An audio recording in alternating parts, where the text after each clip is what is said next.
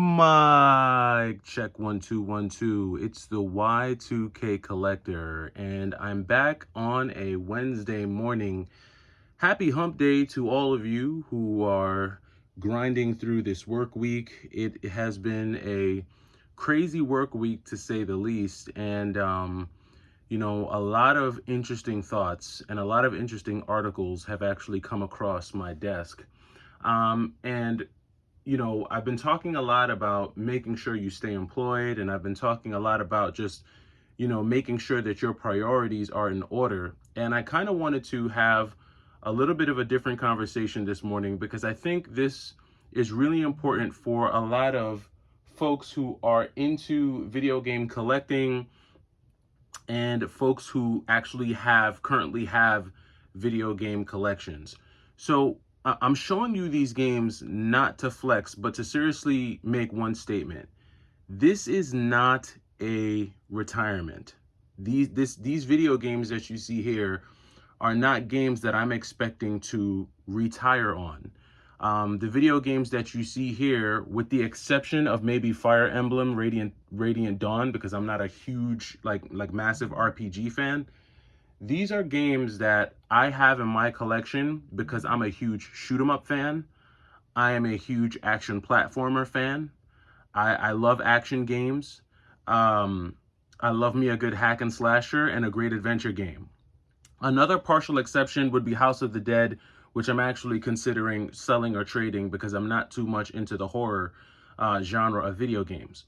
But each of these games that you're looking at here, and the reason why I have them out, is because these games are worth thousands of dollars collectively, right?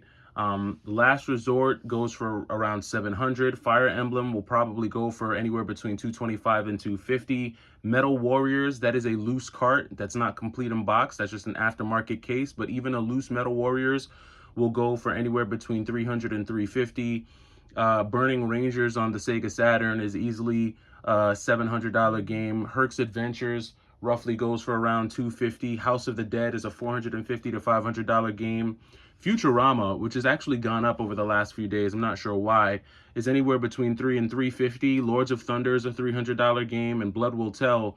I mean, at one point, Blood Will Tell was a $500 game, but I think it hovers somewhere between 3 and 350. So you've got a total of 9 games here, which all probably add up to an average of roughly around $3,000, give or take. And while $3,000 is cool, and I could come on my channel and talk about how great and expensive these games are, they really mean nothing in the grand scheme of things because these are not games that I'll be able to retire on. If you haven't noticed, inflation is crazy, and if you're banking on having your video game collection be the thing that you retire off of, I strongly suggest another route for your retirement for a few reasons. One, collectibles are probably some of the most volatile investment vehicles that you could ever get into, right? If no other reason, their ability to last and stay intact. These things are paper, plastic, glass, whatever they're made of.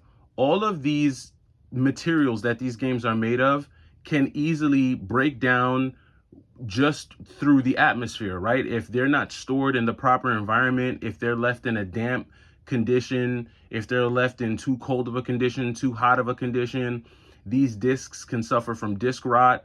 The paper and the materials can start to, just experience wear from moisture in the air. These are perishable items. Now, granted, they're going to last longer than, let's say, a half-eaten apple, right? They're going to last a lot longer than that because they still are plastic and paper, but these are not the most durable items, right? They're not made from like die-cast metals or anything like that, and they can break. If while I'm moving one day, I pack these games the wrong way, they could easily break. And once they break, there goes the value, right?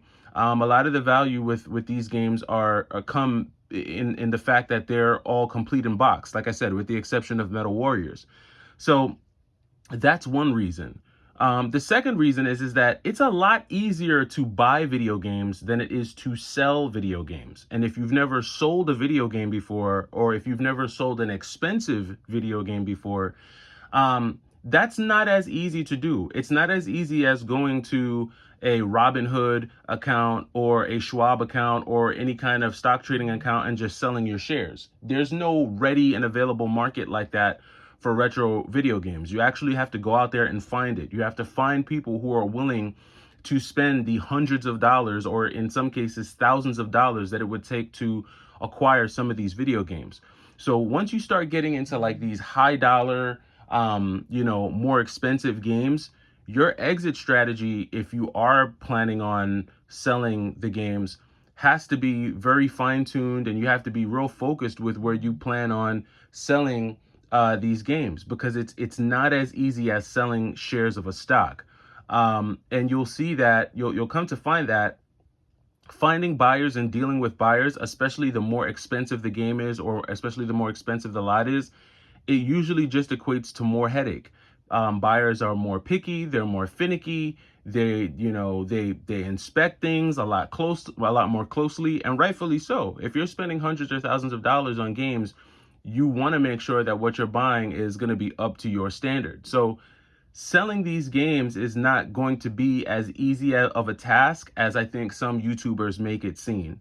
Not everybody's rolling around with thousands of dollars in their pocket, just ready and waiting to buy your retro games. And even if you do find a buyer who's willing to spend the money on these games, 9 times out of 10, they're not going to want to pay full market price for these games. They're going to want to pay, as low as 40 to 50% off, and then all the way up to they'll be looking for, maybe they'll be willing to give you 70%, maybe 75% of the market value. Unless you're selling to like a friend or something like that who's willing to give you something closer to what the market value is. But if it's a friend, you're going to want to give them a discount. So maybe you give them 10% off or 15% off. In either event, you're not going to be able to make the money back as easily as you think. The third reason why I don't think this is the greatest investment strategy is in terms of like banking your retirement on your retro game collection, is because they're not going to appreciate the same way a stock or real estate or there's way better investment vehicles, right?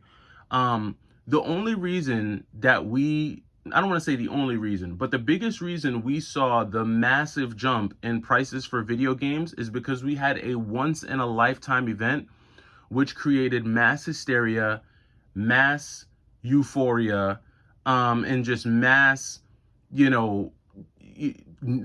pretty much media coverage around a lot of these games. We saw more people get pulled into the retro gaming hobby and genre thanks to lockdown, thanks to people being at home and wanting to relive their childhood. But a lot of these games, 10 to 15 years from now, it's not guaranteed that anyone's going to care. Because the people who have these games now, 20 years from now, they'll be in their 50s, they'll be in their 60s. And there's no guarantee that the generation coming behind this one will care as much. Now, me personally, I think that there are certain games that will stand the test of time and will always be valuable, just because of their scarcity, just because of what they mean to gaming history as a whole. And I think that there are some games like that. But I'm just showcasing these games pretty much as an example to say that, while yes, it's cool to see YouTubers, flex on YouTube and show their high dollar games on YouTube, and while it's great, I don't want anyone to be disillusioned into thinking that this is something that you can plan your future on or base your retirement on. If you have a job, go to your HR department and see if they offer a 401k program that you can invest into. If you work somewhere that doesn't offer a 401k, that doesn't match, go on, do some research, go online. I'm not a financial advisor, so I'm not about to sit here and give financial advice, especially on a gaming channel, but do your research and find out the best places to put your money to get the best returns you can get over a certain period of time.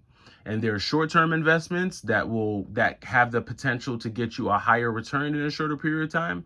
And there are long-term investments that may not get you as high of a rate of return, but over time, you'll average out to a nice little increase in terms of the return on your investment.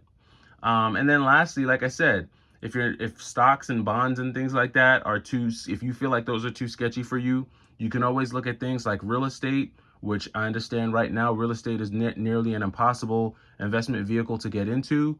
But my point is, do not buy expensive games thinking that you are going to retire on them, because if you're buying them now, you have to understand that you're buying them at the most expensive prices they've ever been.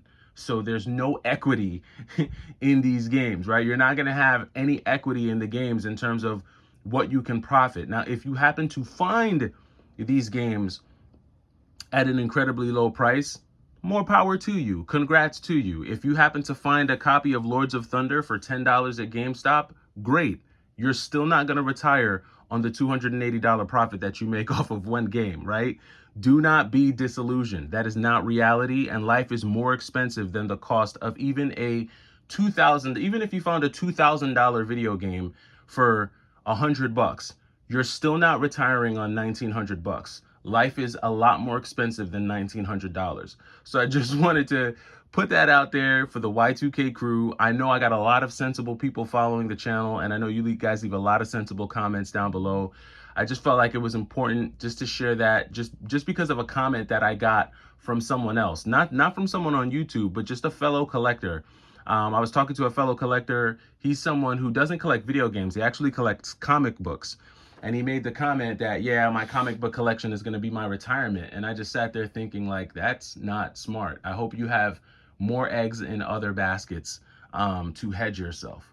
So that does it for me this morning. It's the Y2K Collector. Let me know what you think about this. Do you view your collection as your retirement? Do you think that, 20 years from now, you'll be able to set sail somewhere in the Bahamas thanks to selling your $50,000 or $100,000 video game collection?